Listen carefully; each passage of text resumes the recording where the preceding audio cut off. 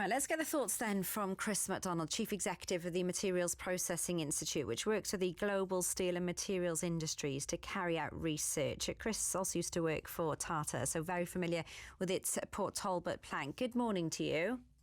Good morning, Natasha. Thank you for inviting me on this morning. Thank you for joining us. Good to have you with us. This is a difficult one, isn't it? Because there's sort of no getting away from the fact that Tata has to reduce carbon emissions to reach these targets, but you need money to do that. What's your thoughts?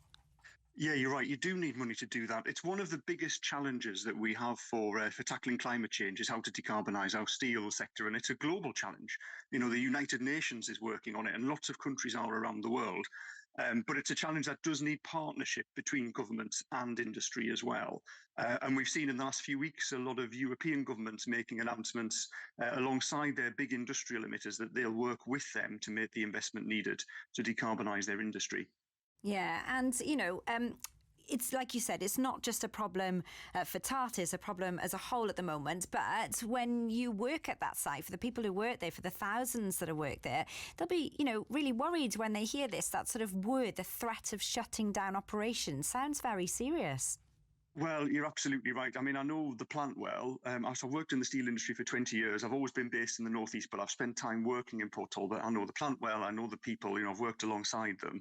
But also, I've worked in a place in Teesside where we've been through this and we've seen the closure of our steelworks as well. And I think the important message that we need to get across here is that the Port Talbot Steelworks is the largest in the UK. It's a vital part of our industrial infrastructure.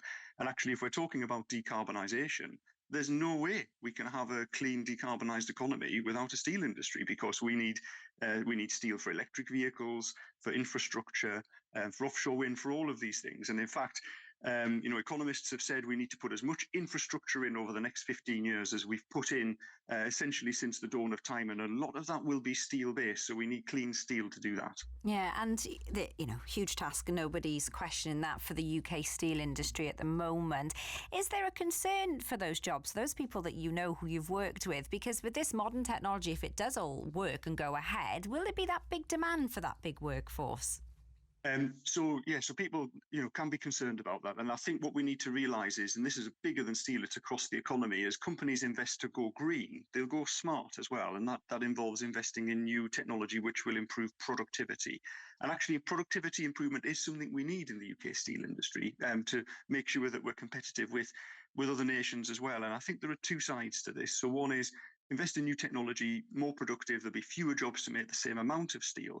But the UK steel industry is actually quite small for the size of our country. It's only about half the size that it should be. We make only a third of the amount of steel as Italy, only about a fifth the amount of steel as Germany.